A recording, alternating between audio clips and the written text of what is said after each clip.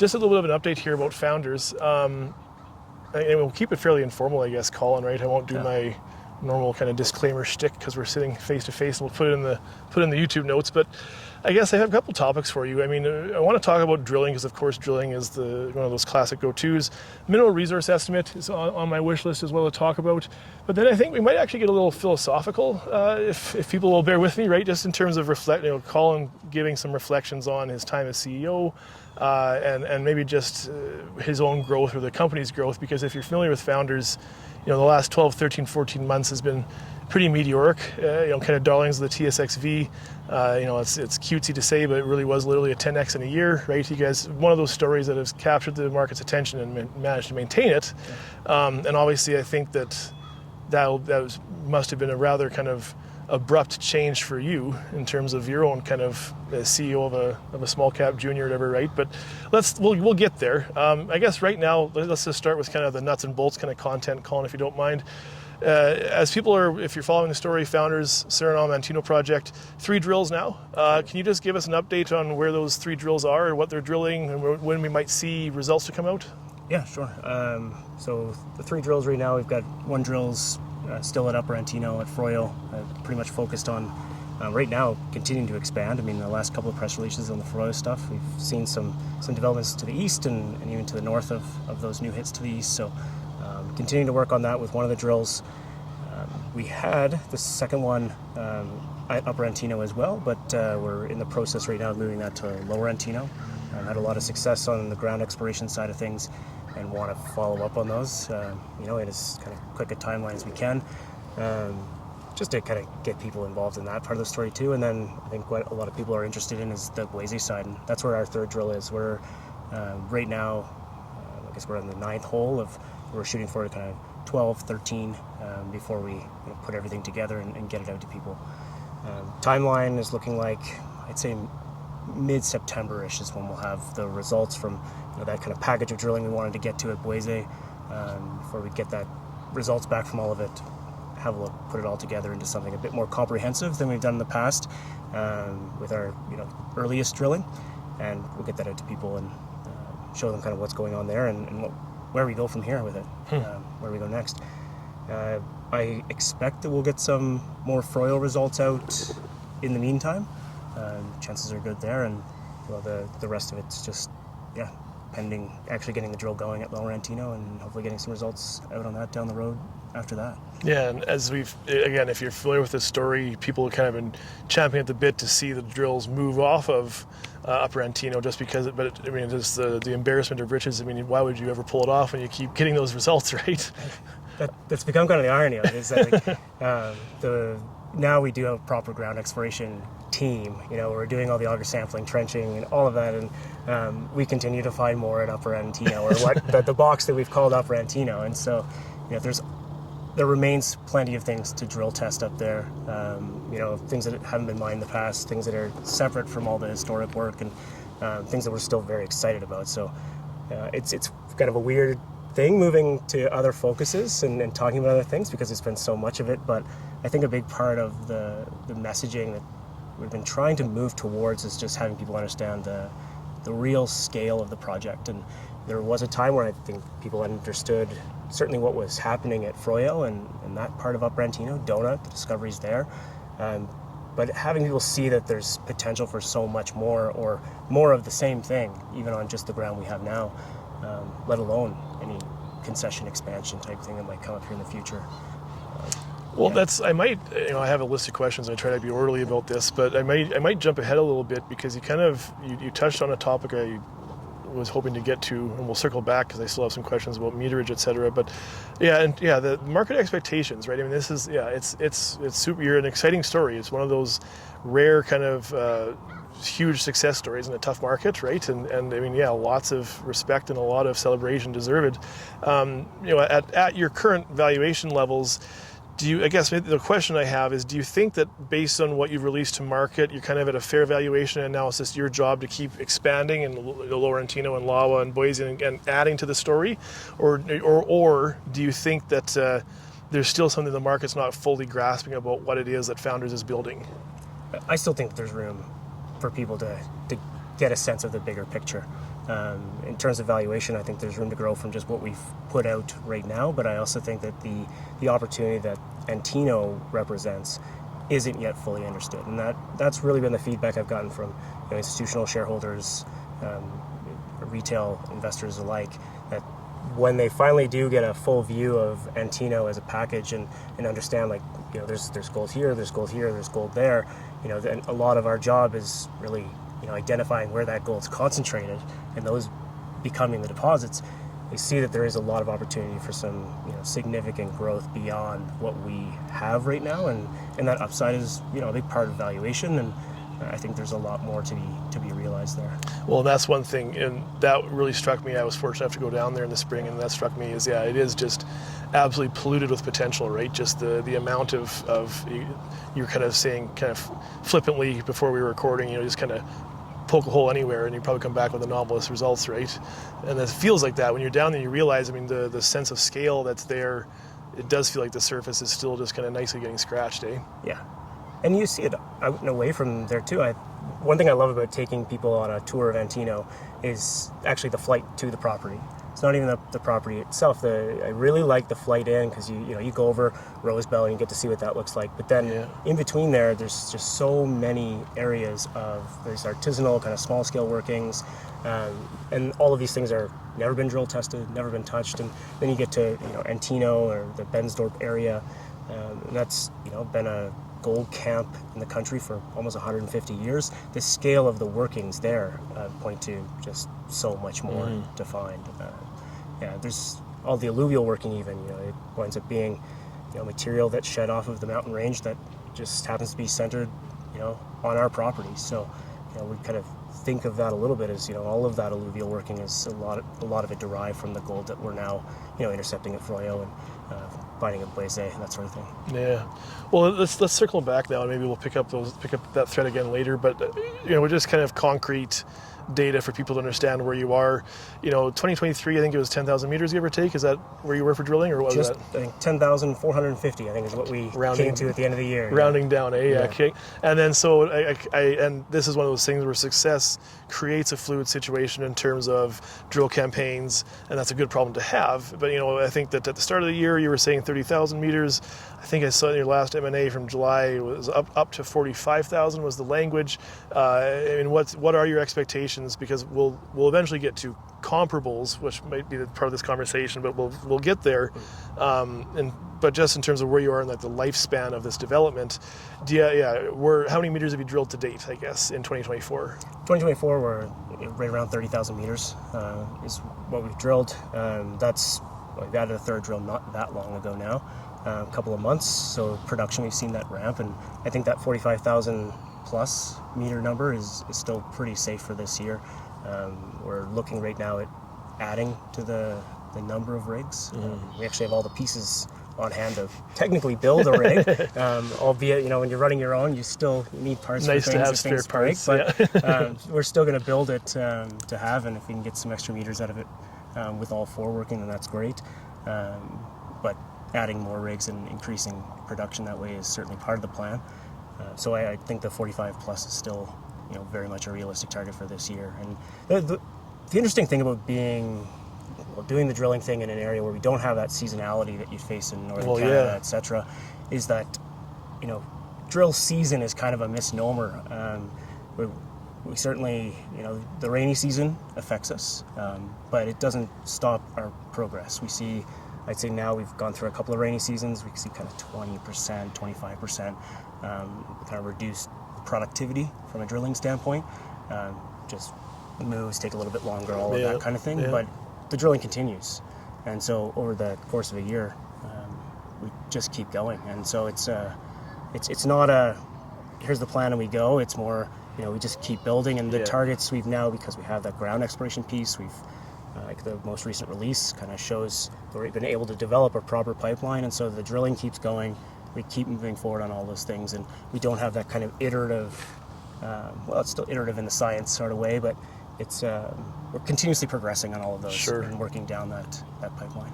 Well, and I guess, and this is going to be how many angels can dance on the head of a pin thing, maybe a little bit. So I don't expect a super specific number from you in terms of a hard, concrete kind of guarantee. But let's say 4 rigs. If we assume that 2025, confidently there'll be a 4th rig in there. I know that's future and hypothetical now. But if they're drilling full time, I mean, what's the meterage you can do to pull to 4 rigs in a full calendar year? Full calendar year. Well, in a perfect scenario, 4 rigs full time, probably 75,000 meters would be plausible. Take off a third or something. Take off some. Reality. Things don't work out perfectly all the time, but it gives you a capacity to do an awful lot of drilling. Yeah. Definitely. Well, I think we talk about, and this is something that it deserves that level of attention, right? I mean, that those additional rigs. I mean, yeah, we've joked about it before on camera that you can't even get off Upper Antino, and you still have these other huge targets that are just now kind of nicely starting to get holes poked into them. That it deserves that level of attention. But I think I'm trying to make a point here that maybe I'll return to eventually. That the speed, that look at where you are now, 10,000 meters plus 30,000 meters, and look what we've accomplished and where you are in terms of the market. That if you can add 50,000 meters a year, if people get home, if you're listening to this, you can start to fill in the blanks yourself in terms of how rapidly the story can develop from here, considering how rapid it already has been, right? That critical mass or that kind of exponential growth, we're in the elbow of that curve, I think, a little bit in terms of the story, which makes it exciting considering how far you've come already.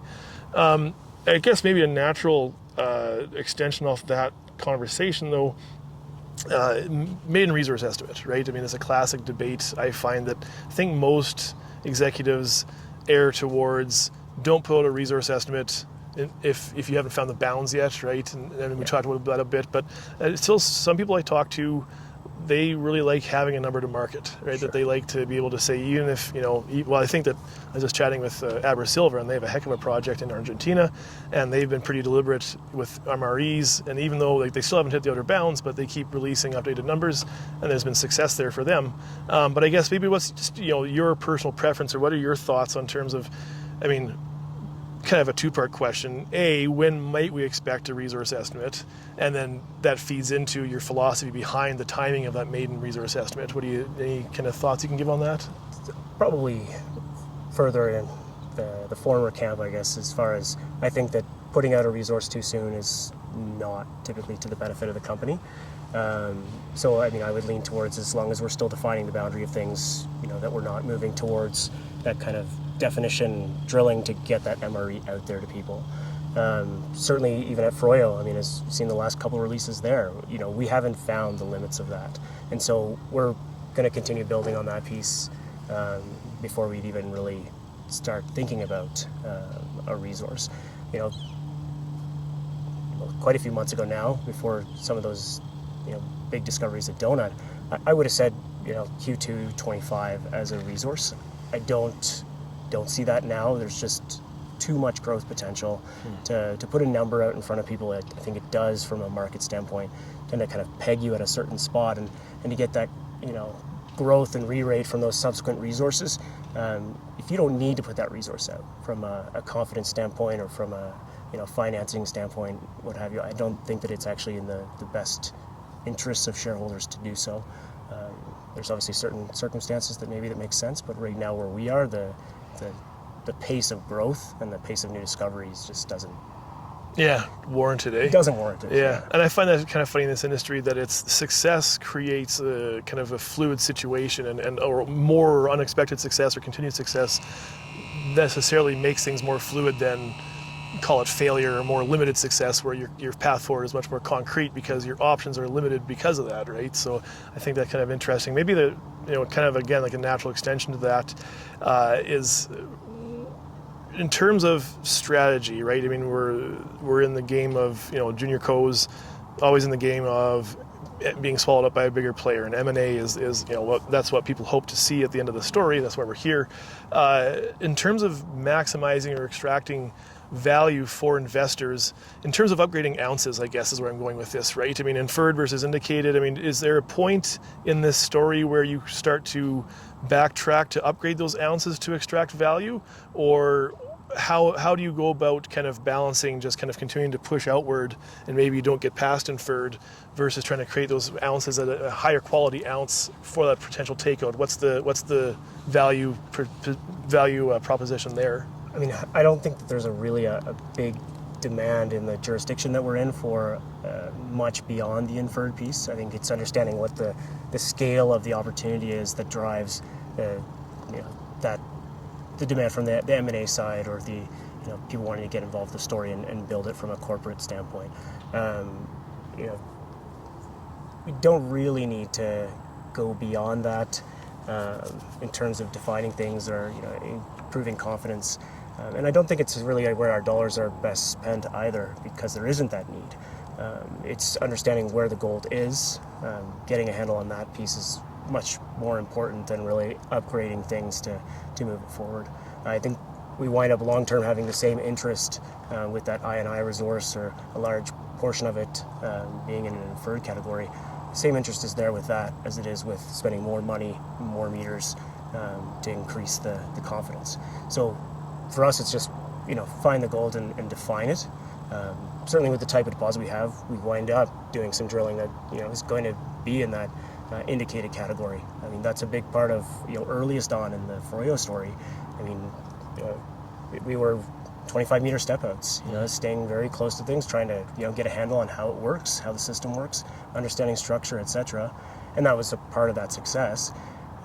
But now, I mean, with these most recent results from Froyo, is a really good example. Our current strategy with Boise, which is kind of bigger picture, understand what's there, and then come back to it.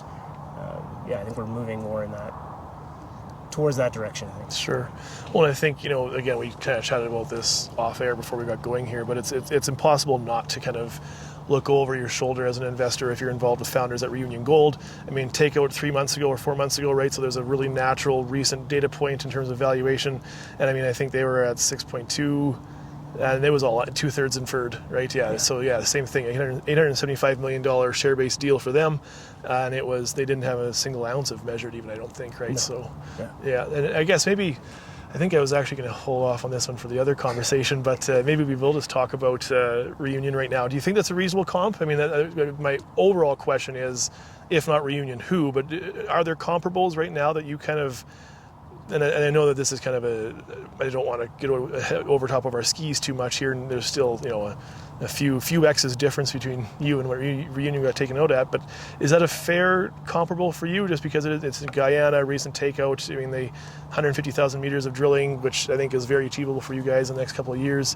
Is that fair, or are there other companies that you maybe look to in terms of what you think you can execute? I think from a comp standpoint, I think looking at companies in the Guyana Shield are what makes sense. Reunion is the most obvious, comparator, just because they've gone through that whole piece and over a very short period of time. And I think, like, in terms of the geology, the fact that it's structurally hosted orogenic gold type mineralization, these big shear zones, that have potential to run very, very deep, as you see with the Oko West stuff. I think that's a pretty fair comparison. The bigger one for me is the time aspect, and I think in terms of shareholder return, the time aspect is probably the most important one. We're at a place now where it's not like 12 months ago. Like, we know we have something, and so how quickly can we build it and define it out and take it to that next step is really what's going to dictate the overall return to our current shareholders, or at least maximize that return. So that's where we're at with adding new rigs and moving things forward. There's a bunch of things happening in the background too that we don't really put a lot of press out around, but doing environmental baseline study work, the metallurgical work, we put some results on that out. But just having all of these things, with excellent results, by the way, right? Very, very good results. I was very happy with that. Yeah, because everyone has questions about metallurgy until you put it to metallurgy. But very happy with that.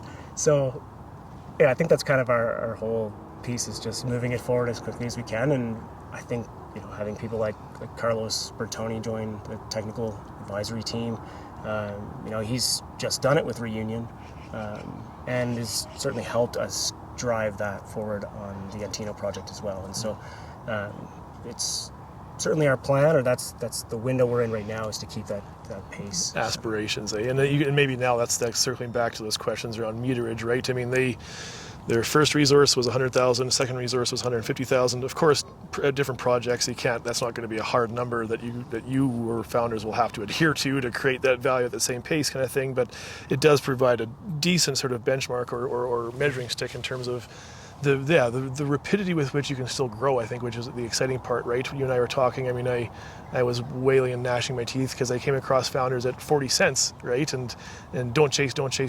But I think that this is one of those stories where you can't help but kind of, the truly great stories you kind of have to chase because they're not going to stop, right? And then, this is, I'm supposed to be objective, but I get the sense that's how I feel. That's Founders is one of those stories, right? That it's blue sky continues to be discovered to the positive, right, or confirmed to the upside, and so that those timelines in terms of meterage and takeouts, etc., do come into play, right? Still aspirational, right? Yeah, they're ahead of you, and maybe kind of again just maybe just trying to kind of plumb the depths of your own philosophy again here, less technical and more just kind of strategic conversation. But is there an internal trend? I guess in my mind, and I'll be flippant here, so don't get too bogged down. But because I know it's not. But the easy part is the market love you've received, and the easy part is making all these hits and getting the excitement. How do you? I guess my question though is there a change in strategy that has to happen for you to aim for a takeout now? Is there kind of internal conversations about how you use your meterage, about where you place your drills, about how aggressive you get or how conservative you get in terms of your exploration strategy? Do you have to transition your internal strategy at this point to aim for a takeout, or you just keep doing what you're doing? Yeah, I wouldn't say that we're focused on a takeout or anything like that at this point. I mean, it's always in the back of everyone's mind, I guess. That's the kind of standard step at some point in a lot of juniors' experience. But for us, the big changes, we've gone from just trying to understand what's at Froyo as the first thing to now our perspective has changed to the biggest catalyst for us is going to be new discoveries elsewhere on the property. As far as showing people that there's the potential not just for growing Froyo into what we now see it as becoming, but growing things like Boise, Lower Antino, Parbo, the Lawas. They all represent a lot of opportunity, and that's where in terms of strategy, I'd say we've seen the biggest change. We've gone from that kind of smaller picture, Upper Antino is kind of the project, to getting more drills on the property, getting some definition drilling done, Upper Antino and all of that, but also moving out to these other things. Like that's really where the big catalyst comes, or the big value comes. And building those out, the more we can build them out, the more value we add, and I think the better price we ultimately get potentially if there is a buyout from that M&A standpoint. So good. And maybe this will be a bit of a gear shift here. Just a couple of questions left before I put a pin in this one. It's come across, I mean, we've had this conversation before, both kind of on record and off the record, but there's been recent insider selling, and this is one of those things where and we both, again, kind of expressed an appreciation that, I think that bad actors, make the rest of the sector suffer from their actions, right? That it makes these conversations more difficult, and people, that distrust or kind of almost conspiracy-minded sort of approach from retail in terms of insider selling. You recently, yourself and other insiders kind of went through, had a decent-sized sale. Is there anything that you want to talk to, or anything you want to just in terms of setting the record straight, or language there, or things you want to talk about? I mean, just explain it kind of how we did in the press release, and we put it out there, front and center on our last release on purpose. I mean, we wanted it to be clear what was going on, what the actions were about. I mean, RSUs are a taxable event, and I think if we hadn't had the degree of share price appreciation that we have had, it maybe wouldn't have been such a significant issue. But I myself, that's winds up being turned out to be a lot of taxes owing. So really is focused on the tax piece. Everyone's going to pay their taxes, but as well, I mean, just being able to find institutional investors, and these are current shareholders, current institutional investors with sizable positions, that are willing and fully all right, acquiring those shares because of that reason. I think that made me feel a lot better about it too.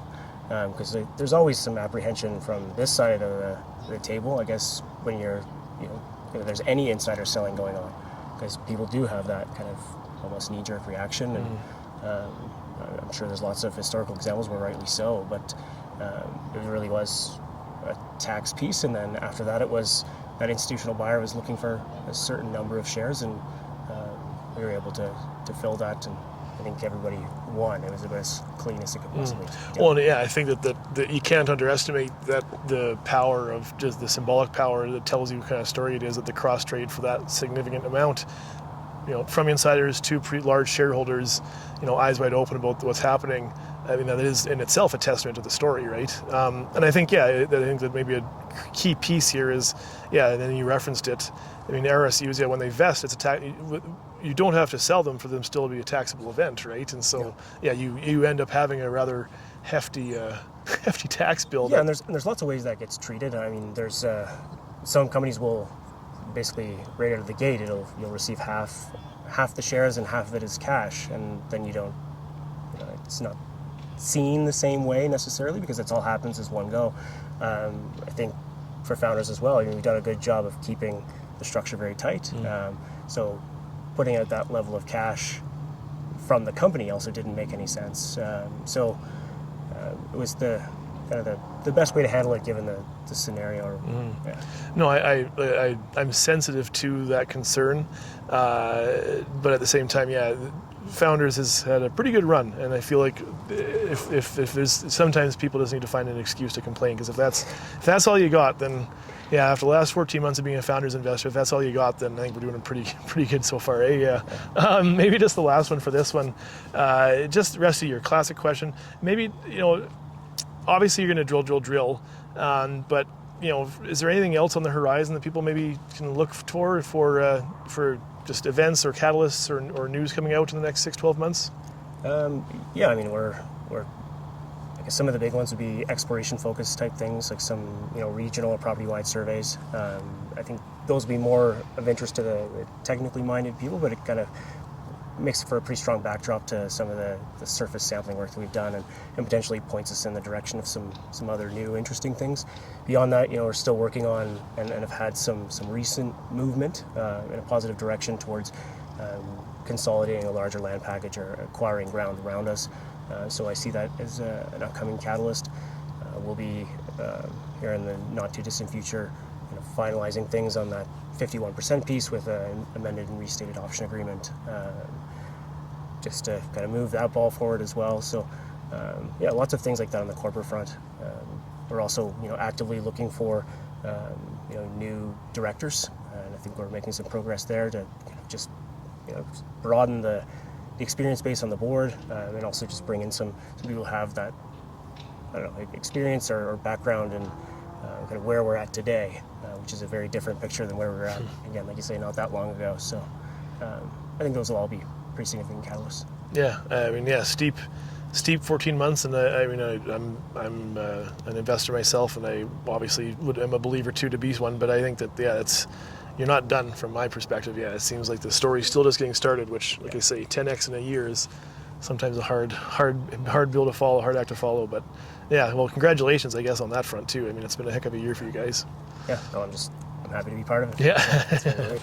Pretty good, the first kick of the can as a CEO, Steep curve, but it has been very awesome. Okay, well, no, thanks for your time, Colin, and we'll call it here.